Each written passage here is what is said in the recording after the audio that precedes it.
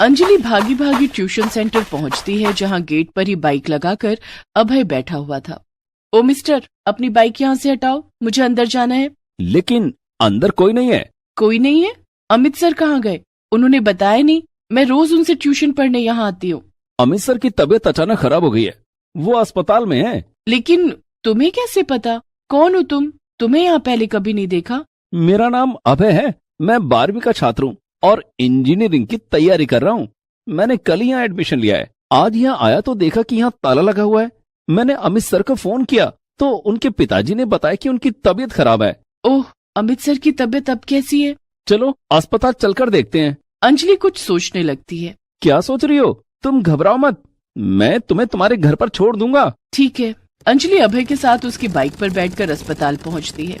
दोनों अमित सर से मिलकर उनका हालचाल पूछते हैं। अस्पताल से निकलकर अभय अंजलि को अपनी बाइक पर बिठाकर उसके घर छोड़ देता है। Thank you Abhay. You are most welcome. Abhay अपने घर चला जाता है।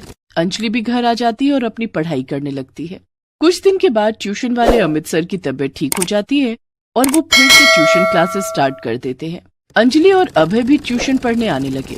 अब दोनों की रोज मुलाकात होने लगी। हाय अंजलि।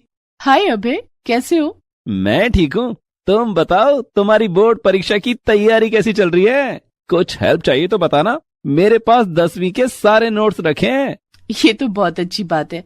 अगर तुम अपने नोट्स मुझे दे दोगे तो मेरी बहुत हेल्प हो जाएगी। ओके, मैं कल ही तुम्हें नोट्स लाकर दे दूंगा। ट्यूशन खत्म होने के बाद चलो मैं तुम्हें तुम्हारे घर छोड़ दूं।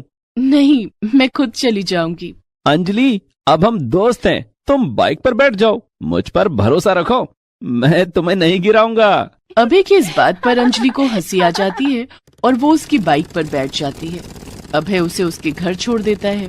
बाय अभय। अरे सुनो अंजलि। हाँ बोलो। कल ट्यूशन आओगी ना? हाँ आऊंगी। ओके। अभय वहाँ से चला जाता है। दूसरे दिन जब अंजलि ट्यूशन पढ़ने ट्यूशन सेंटर पर जाती है तो वहाँ अभय उसका इंतजार कर रहा था। उसने अंजलि की कॉपी के बीच में एक कार्ड रख दिया। अंजलि ने जब अपनी कॉपी खोली तो देखा उसमें बर्थडे कार्ड रखा हुआ था, जिसमें लिखा था हैप्पी बर्थडे डियर अंजलि, और साथ में एक बेहद खूबसूरत पेन भी था। ट्यूशन खत्म होने के बाद अंजलि ने अभय से पूछा, तुम्हें कैसे पता कि आज मेरा बर्थडे है? हम जिससे दोस्ती करते हैं उसके बारे में सारी खबर रखते हैं। कल जब तुम्हें घर छोड़ने तुम्हारे घर गया था तब तुम्हारे पापा मम्मी बातें कर रहे थे कि तुम्हें बर्थडे पर डिनर कराने कौन से रेस्टोरेंट में लेकर जाएंगे। तभी मुझे पता चल गया था कि आज तुम्हारा बर्थडे है। वैसे आज का दिन मेरे लिए बहुत खास है, क्या तुम मेरे साथ कहीं चलोगी? नहीं, मुझे घर जाना है वरना मम्मी गुस्सा करेगी। ठीक है, चलो मैं तुम्हें घर छोड़ देता हूँ। रास्ते में अंजलि और अभय रुक कर आइसक्रीम खाते हैं। अब अंजलि और अभय दोनों सारा दिन इस बात का इंतजार करते कि कब शाम के 4 बजे और दोनों ट्यूशन पढ़ने जाएं। ट्यूशन पढ़ते समय अभय अंजलि को छिप छिप कर देखा करता। अंजलि को भी अभय का उसे देखना अच्छा लगता था। एक दिन शाम के 3 बज गए हैं, मुझे ट्यूशन जाना है, तैयार हो जाती हूँ। उस दिन अंजलि को न जाने क्या हो गया, उसे सजने का खूब मन कर रहा था। मम्मी का मेकअप इस्तेमाल कर लेती हूँ। वो अपनी माँ की अलमारी से मेकअप किट निकालती है और मेकअप करने लगती है।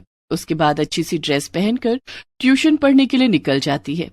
अरे अंजलि, इतना सज धज के कहाँ जा रही है? माँ, ट्यूशन पढ़ने जा रही हूँ। लेकिन ट्यूशन पढ़ने के लिए इतना तैयार होने की क्या जरूरत है? आज से पहले तुझे इतना तैयार होते नहीं देखा। और ये तूने कैसे कपड़े पहने हैं? माँ, आजकल इन्हीं कपड़ों का फैशन है, पहनने दो ना माँ। वैसे भी मैं ट्यूशन के अलावा कहीं नहीं जाती, तो इन कपड़ों को कहीं तो पहनूंगी। ठीक है ठीक है। अंजलि ट्यूशन पढ़ने चली जाती है। उस दिन अभय उसे देखते ही रह गया। अमित सर ट्यूशन पढ़ा रहे थे, लेकिन अंजलि और अभय एक दूसरे में खोए हुए थे। अभय ने अपनी कॉपी में कुछ लिखकर अंजलि की ओर बढ़ा दिया। कॉपी में लिखा था, क्या तुम कल शाम 4 बजे पार्क में मिलोगी? अंजलि ने अभय की तरफ देखकर हाँ में सिर हिला दिया। दूसरे दिन भी अंजलि सज सवर कर ट्यूशन के लिए निकली, लेकिन उस दिन अभय और अंजलि दोनों ट्यूशन न जाकर पार्क में पहुंच गए। अंजलि, मैं तुमसे कुछ कहना चाहता हूँ। बोलो अभय। मैं तुमसे प्यार करने लगा हूँ। अंजलि शर्मा जाती है। तुम भी कुछ कहो ना, क्या तुम भी मुझसे? हाँ अभय, अब मैं भी तुमसे प्यार करने लगी हूँ। प्यार के इजहार के बाद अंजलि और अभय अब अक्सर ट्यूशन छोड़कर एक दूसरे से मिलने लगे। घर आने के बाद भी दोनों फोन पर घंटों एक दूसरे से बातें किया करते। अंजलि के माता पिता ने अंजलि में आए इस बदलाव को नोटिस कर लिया। अंजलि बेटी, इस साल तेरी बोर्ड की परीक्षा है, तू अपनी पढ़ाई पर ध्यान दे। दोस्तों से फोन पर बातें तो परीक्षा के बाद भी हो जाएंगी। माँ, मैं अपनी सीनियर अभय से बात कर रही हूँ। अभय पढ़ाई में मेरी बहुत हेल्प करते हैं। ठीक है बेटा, सिर्फ पढ़ाई की ही बातें करना, मुझे तेरा रिजल्ट अच्छा चाहिए। ओके माँ। इधर अंजलि और अभय रातों को जाग जाग कर एक दूसरे से फोन पर चैट करते, जिस कारण दोनों की नींद भी पूरी नहीं होती थी। अंजलि बेटी, सुबह के 10 बज गए हैं, उठ जा, कब तक सोती रहेगी? संगीता, उसे सोने दो। अंजलि रात भर जागकर पढ़ाई करती है, देर तक नहीं सोएगी तो उसकी नींद कैसे पूरी होगी? इधर अभय के माता पिता भी यही सोचते कि उनका बेटा रात भर जागकर इंजीनियरिंग की तैयारी कर रहा है, लेकिन अंजलि और अभय तो प्यार की नाव पर सवार थे। एक दिन, अंजलि, अमित सर का ट्यूशन क्लास अब खत्म होने वाला है, अब हम कभी नहीं मिल पाएंगे। लेकिन अभय, तुम तो जानते हो कि मैं तुमसे मिले बिना नहीं रह सकती। हम दोनों भागकर शादी कर लेते हैं। शादी? लेकिन मम्मी पापा? मम्मी पापा को बाद में बताएंगे, पहले हम दोनों शादी कर लेते हैं। मैं तुम्हारे बिना नहीं रह सकता अंजलि। लेकिन हम भागकर जाएंगे कहाँ? और हमारे पास तो पैसे भी नहीं हैं। मेरे पास 10,000 रुपए हैं। इन पैसों से एक मंदिर में शादी कर लेंगे और दिल्ली चले जाएंगे। वहां मेरा एक दोस्त रहता है, हम उसके घर जाएंगे। तुम कल शाम 8 बजे स्टेशन पर आ जाना, मैं आज ही टिकट करवा लूंगा। ठीक है अभय। इस तरह दोनों घर से भागने का प्लान बना लेते हैं। अंजलि घर आकर अपने स्कूल बैग में अपने कुछ कपड़े रख लेती है और सो जाती है। अगले दिन सुबह सुबह जब उसकी नींद खुली तो उसने खिड़की से बाहर देखा कि पड़ोस की शर्मा आंटी के घर पुलिस आई थी। शर्मा आंटी के घर पुलिस क्यों आई है? क्या हुआ होगा? अंजलि अपने कमरे से बाहर निकली, तभी उसने अपने माता पिता को बात करते सुना। शर्मा जी की बेटी कोमल किसी लड़के के साथ भाग गई है। बेचारे शर्मा जी कहीं मुंह दिखाने लायक नहीं रहे। मुझे तो बहुत डर लग रहा है। कैसा डर? हमारी अंजलि भी आजकल खोई खोई रहती है, कहीं उसने भी ऐसा कदम उठा लिया तो हम तो कहीं के नहीं रहेंगे। ये तुम क्या कह रही हो संगीता? आज के बाद कभी ऐसा मत कहना। हमारी अंजलि बहुत समझदार है, मुझे मेरी बेटी पर पूरा भरोसा है। वो कभी कोई ऐसा काम नहीं करेगी जिससे समाज के सामने हमारा सिर नीचा हो। मेरी बेटी मेरी शान है, देखना एक दिन वो मेरी तरह इंजीनियर बनेगी और हमारा सिर गर्व से ऊंचा हो जाएगा। अपने पिता की बात सुनकर अंजलि को अपने आप पर बहुत शर्मिंदगी महसूस होती है। ये मैं क्या करने जा रही थी? पापा मुझ पर कितना भरोसा करते हैं और मैं उनका भरोसा तोड़ने जा रही थी। मुझे पढ़ लिख कर अपने पापा की तरह इंजीनियर बनना है। बोर्ड की परीक्षा आने वाली है, मुझे अपनी पढ़ाई पर ध्यान देना होगा। अंजलि ने फैसला किया कि वो अभय के साथ कहीं नहीं जाएगी। उसने अभय को फोन करके सारी बात बताई। अभय, मैं अपने माता पिता को धोखा नहीं दे सकती। I am sorry. इसमें सॉरी की कोई बात नहीं है अंजलि, तुमने तो मेरी आंखें खोल दी और मुझे गलत कदम उठाने से बचा लिया। जो लड़की अपने माता पिता को धोखा नहीं दे सकती वो मुझे भी कभी धोखा नहीं देगी।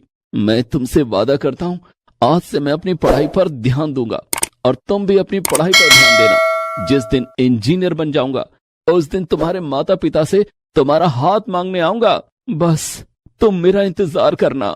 मैं तुम्हारा इंतजार करूंगी अभय, हमारा प्यार अमर है। इसके बाद अंजलि और अभय का ट्यूशन का प्यार कॉलेज तक चलता है। कॉलेज की पढ़ाई के बाद दोनों ने इंजीनियरिंग की पढ़ाई की, जिसके बाद दोनों को जॉब मिल जाती है। एक दिन दोनों अपने अपने माता पिता को एक दूसरे के बारे में बताते हैं। उनके माता पिता दोनों के प्यार को मंजूरी दे देते हैं। अंजलि और अभय की शादी हो जाती है। आज भी अंजलि और अभय अपने ट्यूशन के प्यार वाले दिनों को याद करते हैं। अंजलि, तुम्हारे फैसले ने हमें और हमारे माता पिता को सबके सामने शर्मिंदा होने से बचा लिया। Thank you so much. एक जिज्ञासु बच्ची। एक बार एक छोटी सी लड़की थी जिसका नाम था आराधना। वह बहुत ही जिज्ञासु थी। वो हमेशा सवाल पूछती रहती थी, आकाश नीला क्यों है? पेड़ हरे क्यों होते हैं? तारे चमकते क्यों हैं? एक दिन आराधना ने अपने पिता से पूछा, पिताजी, आपने इतना कुछ सीखा है, आपने कैसे सीखा? पिताजी ने मुस्कुराकर कहा, बेटी, मैंने किताबें पढ़ी हैं, लोगों से बात की है और सबसे महत्वपूर्ण, मैंने हमेशा सीखने की कोशिश की है। आराधना ने सोचा, मैं भी सीखूंगी। उसने किताबें पढ़ना शुरू किया, स्कूल में ध्यान से पढ़ाई की और अपने शिक्षकों से सवाल पूछे। धीरे धीरे वह बहुत होशियार हो गई। एक दिन उसके स्कूल में एक विज्ञान प्रदर्शनी थी। आराधना ने एक बहुत ही अच्छा प्रोजेक्ट बनाया जिसने सभी को प्रभावित किया। उसे पुरस्कार भी मिला। इस कहानी से हम सीखते हैं कि जिज्ञासा बहुत महत्वपूर्ण है। हमेशा सवाल पूछो, सीखने की कोशिश करो और अपने सपनों को पूरा करने के लिए मेहनत करो। गांव की कहानी। एक बार की बात है, एक छोटे से गांव में एक बुजुर्ग दंपति रहता था। दंपति के पास एक बेटा था जो एक दिन शहर चला गया था। दंपति अपने बेटे को बहुत याद करते थे और उसका इंतजार करते रहते थे। एक दिन दंपति को खबर मिली कि उनका बेटा शहर में बीमार पड़ गया है। वे बहुत चिंतित हुए और तुरंत शहर जाने के लिए तैयार हुए। वे गांव से निकले और शहर की ओर चलने लगे। रास्ते में उन्हें एक युवक मिला जो बहुत बीमार लग रहा था। युवक के पास खाने पीने के लिए कुछ नहीं था और वो बहुत कमजोर था। दंपति ने युवक पर दया की और उसे अपने साथ घर ले गए। दंपति ने युवक को अपने घर में खाना खिलाया और उसकी देखभाल की। कुछ दिनों बाद युवक ठीक हो गया। वो दंपति का बहुत आभारी था और उन्हें धन्यवाद देने लगा। दंपति ने युवक को कहा, नहीं बेटा, तुम्हें हमें धन्यवाद देने की जरूरत नहीं है। हमने जो भी किया इंसानियत के नाते किया। युवक ने कहा, मैं आपका बहुत आभारी हूँ। मैं कभी नहीं भूलूंगा कि आपने मेरी मदद की। दंपति और युवक दोस्त बन गए। वे एक दूसरे के साथ समय बिताते थे और एक दूसरे की मदद करते थे। एक दिन दंपति को खबर मिली कि उनका बेटा ठीक हो गया है और वो घर लौट रहा है। वे बहुत खुश हुए और अपने बेटे का इंतजार करने लगे। कुछ दिनों बाद दंपति का बेटा घर लौटा। वह स्वस्थ और खुश था। दंपति ने अपने बेटे को गले लगाया और उससे पूछा, तुम शहर में क्या कर रही थी? बेटे ने कहा, मैं एक गरीब आदमी की मदद कर रहा था। वो बहुत बीमार लग रहा था और वो बहुत गरीब था। दंपति ने अपने बेटे को गर्व महसूस किया। उन्होंने कहा, तुम एक अच्छे इंसान हो बेटा, हमें तुम पे गर्व है। बेटा मुस्कुराया और कहा, मैंने ये आपके और माताजी से सीखा है। दूसरों की मदद करनी चाहिए। के लिए सिखाया है। दंपति और उनका बेटा एक साथ